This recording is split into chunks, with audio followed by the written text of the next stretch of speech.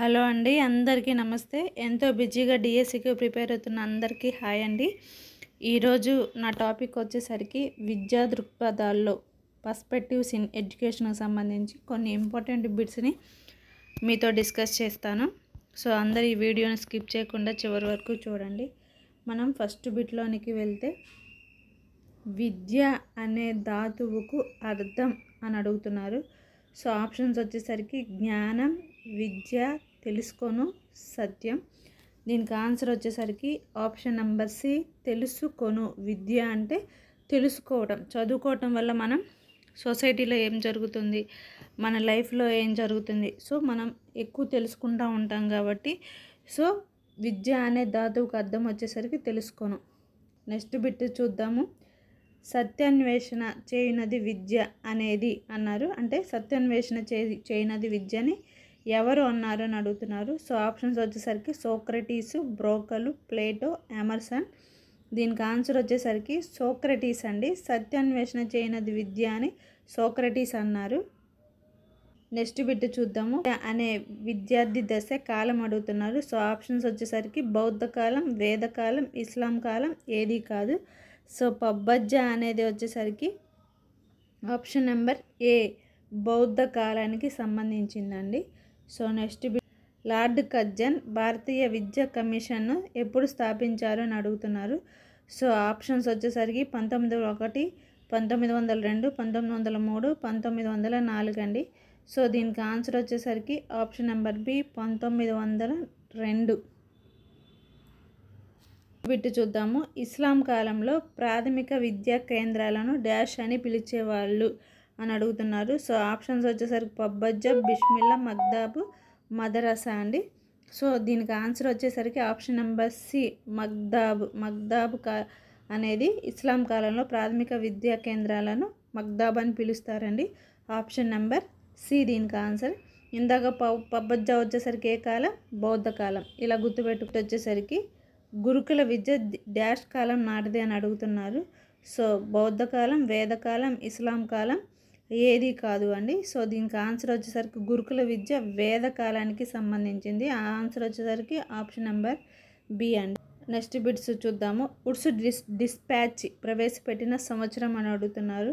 Options వచ్చేసరికి 1902, 1929, 1854, 1882 అండి. So దీనికి ఆన్సర్ వచ్చేసరికి ఉడ్స్ డిస్పాచ్ వచ్చేసరికి 1854. ఆప్షన్ నెంబర్ సి అండి దీనికి ఆన్సర్. నెక్స్ట్ బిట్ చూద్దాము. ఉచిత నిర్బంధ విద్య డాష్ వయసు బాలికలకి వర్తిస్తుంది అని అడుగుతున్నారు. సో అండి దీనికి ఆన్సర్ వచ్చేసరికి ఆప్షన్ నెంబర్ ఏ, 6 నుంచి 14 సంవత్సరాల బాలికలకి అండి. ఇది బిట్టు కూడా చదవనవసరం లేదు. సో ఉచిత నిర్బంధ విద్య అంటే 6 నుంచి 14 సంవత్సరాలు. నెక్స్ట్ బిట్ చూద్దాము. ఎస్సీ ఎస్టీ బలహీన వర్గాల విద్యకు ఆర్థిక సహాయం అందించే ఆర్టికల్ అని అడుగుతున్నారు. సో ఆర్టికల్స్ వచ్చేసరికి 350A, 360A, 46, 45A అండి. సో ఎస్సీ ఎస్టీ బలహీన వర్గాలకు సంబంధించిన ఆర్టికల్ వచ్చేసరికి ఆర్థిక సహాయం అందించే article option number D, 45A అండి. సో దీనికి ఆన్సర్ వచ్చేసరికి ఆప్షన్ నెంబర్ డి. చూద్దాము. 1937లో డాష్ అనే ప్రాంతంలో గాంధీజీ చేసిన విద్యా విధానాన్ని ప్రవేశపెట్టారు. ఆ ప్రాంతం పేరు అడుగుతున్నారు. నాగపూరు, పోర్బందర్, వార్తా, ఢిల్లీ అండి. సో దీనికి ఆన్సర్ వచ్చేసరికి వార్తా, సి అండి. Option number C. Next bit చూద్దాము. విహారాలు, మఠాలు డాష్ కాలపు విద్యా కేంద్రాలు.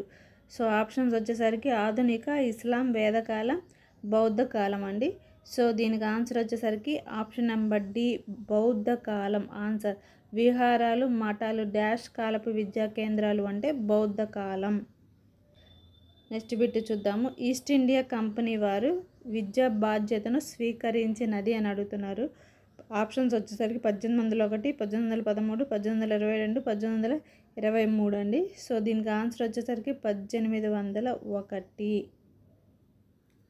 బిట్ చూద్దాము. ఇస్లాం కాలంలో ఈ ఉత్సవంలో బాలుడి విద్యాభ్యాసం ప్రారంభించబడుతుంది. అది ఏది అని అడుగుతున్నారు. మదరసా, మక్తాబు, బిస్మిల్లా, సాది అండి. సో దీనికి ఆన్సర్ వచ్చేసరికి ఆప్షన్ నెంబర్ సి, బిస్మిల్లా. ఇస్లాం కాలంలో ఈ ఉత్సవంలో బాలుడి విద్యాభ్యాసం ప్రారంభించబడుతుందంటే బిస్మిల్లా అని గుర్తుపెట్టుకోండి.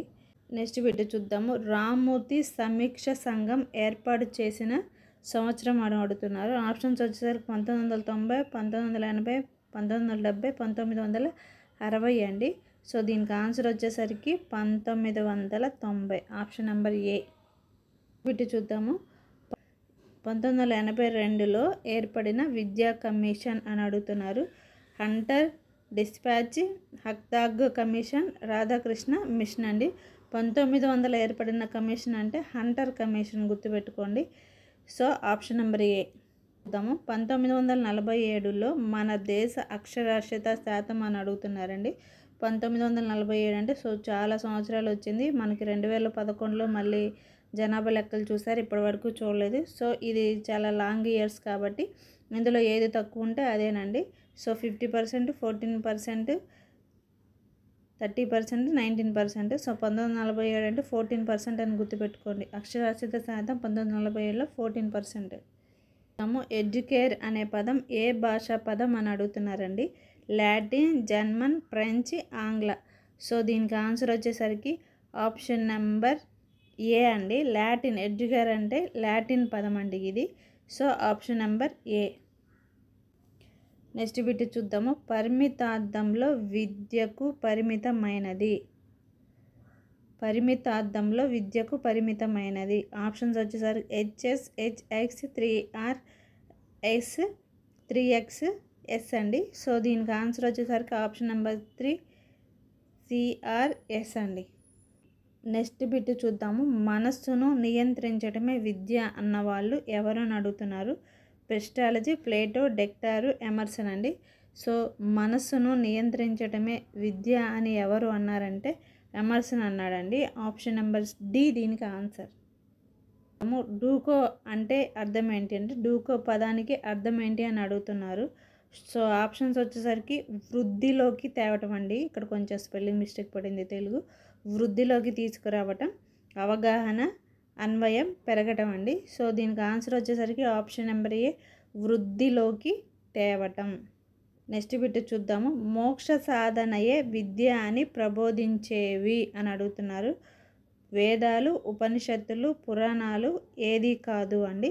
సో మోక్ష సాధన విద్య అని ఉపనిషత్తులు ప్రబోధిస్తాయి. సో దీనికి ఆన్సర్ వచ్చేసరికి ఆప్షన్ నెంబర్ బి అండి. నెక్స్ట్ బిట్ చూద్దాము. రెండవ ప్రపంచ యుద్ధం ప్రారంభమైనది అని అడుగుతున్నారు. ఏ సంవత్సరం అని అడుగుతున్నారు. సో దీనికి డైరెక్ట్గా నేను ఆన్సర్ చెప్తాను. 1939 అండి. రెండవ ప్రపంచ యుద్ధం 1939 నుంచి 45 వరకు జరిగింది.